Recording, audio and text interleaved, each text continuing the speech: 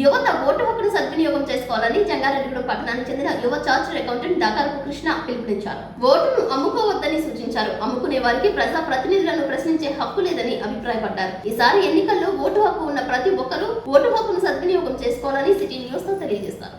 Jangareddygudem city news ప్రేక్షకులందరికీ కూడా మనస్ఫూర్తిగా అభినందనలు తెలియజేస్తూ, ఇప్పుడున్న పరిస్థితుల్లో ఇంకొక నెలన్నర రోజుల్లో ఆంధ్ర రాష్ట్రంలో అలాగే దేశవ్యాప్తంగా కూడా ఎలక్షన్స్ రాబోతున్నాయి. ప్రతి ఒక్కళ్ళు కూడా ఈ దేశ పౌరుడిగా మనందరం కూడా ఓటు యొక్క ప్రాముఖ్యత, ఓటు వినియోగం దాని మీద అవగాహన పెంచుకోవాల్సిన అవసరం ఎంతైనా ఉంది. మనకి మహనీయులు డాక్టర్ బిఆర్ అంబేద్కర్ గారు ఇచ్చినటువంటి రాజ్యాంగంలో ఈ దేశంలో ఉన్న ప్రతి పౌరుడికి ఓటు హక్కు అనేది కల్పించడం జరిగింది. ఆ యొక్క ఓటు హక్కుని అమ్మడం గాని కొనడం గాని నేరం. మనందరం కూడా మాట్లాడుతూ ఉంటాం సోషల్ మీడియాలో 5 సంవత్సరాలు ఓటేసే రోజున మాత్రం మనకి ఎవరు మంచి చేస్తారు, ఎవరు కేపబుల్ పర్సన్, ఎవరైతే మనల్ని పరిపాలించేటటువంటి అర్హత ఉంది అని ఇవేమీ ఆలోచించకుండా ఆ ఓటేసే రోజున మనం ఏమాత్రం ప్రలోభాలకి లొంగినట్లయితే మన యొక్క 5 సంవత్సరాల భవిష్యత్తుని మనం నాశనం చేసుకున్నట్లే. మన చేతిలో ఉన్నటువంటి ఆయుధాన్ని వదిలేసుకుని ఆ తర్వాత 5 సంవత్సరాలు కూడా రాజకీయ నాయకులను విమర్శించడం, వ్యవస్థను విమర్శించడం, సోషల్ మీడియాలో పోస్టులు పెట్టడం వల్ల ఉపయోగం లేదు. ప్రతి వ్యక్తి కూడా కూలీ దగ్గర నుంచి బిజినెస్ మ్యాన్ వరకు అందరికీ కూడా ప్రతి ఒక్కరికి కూడా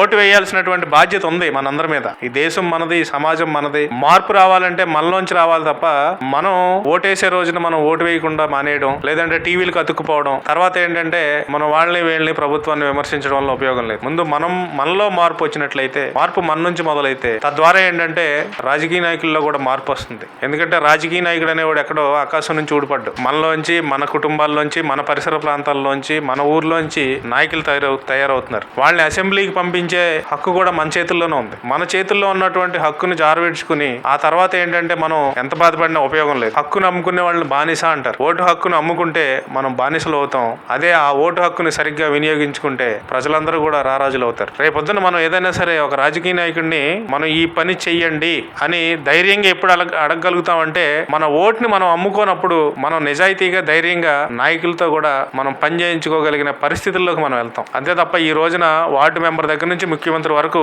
ప్రతిదానికి ఒక రేటు కట్టే పరిస్థితుల్లోకి వెళ్ళిపోయాం మనం. చాలా దౌర్భాగ్యమైనటువంటి పరిస్థితులు ఇవి. ఇదే కొనసాగితే రేపనే రోజున ప్రజాసేవలోకి రావడానికి, రాజకీయాల్లో రావడానికి యువత భయపడే పరిస్థితి వచ్చేస్తుంది. ఆల్రెడీ ఆ పరిస్థితుల్లోనే ఉన్నాం మనం. దీని అంతటికీ కారణం ఎవరంటే రాజకీయ నాయకులని ప్రజలు అంటారు, ప్రజలని రాజకీయ నాయకులు అంటారు. ఇదంతా ఏంటంటే ఒక సైకిల్. ఈ సైకిల్ కి ఎక్కడో చోట బ్రేక్ చెప్పకపోతే భవిష్యత్తులో మనం మంచి మంచి నాయకుల్ని చూసే పరిస్థితి కూడా ఉండదు. ఏ పుచ్చలపల్లి సుందరయ్య, వావులాల గోపాలకృష్ణ ఇలాంటి నాయకులు కూడా వచ్చినా కూడా మనం వాళ్ళని ఖచ్చితంగా ఓడిస్తాం. ఎవరైతే డబ్బు పంపిణీ చేస్తున్నారో, మద్యం పంపిణీ చేస్తున్నారో వాళ్లే గెలిచే పరిస్థితులు ఉన్నప్పుడు వ్యవస్థ అంతా కూడా ఒక చెడు మార్గంలో వెళ్ళిపోయేటటువంటి పరిస్థితి ఉంటుంది. ముఖ్యంగా ఏంటంటే యువత అవగాహన పెంచుకోవాలి.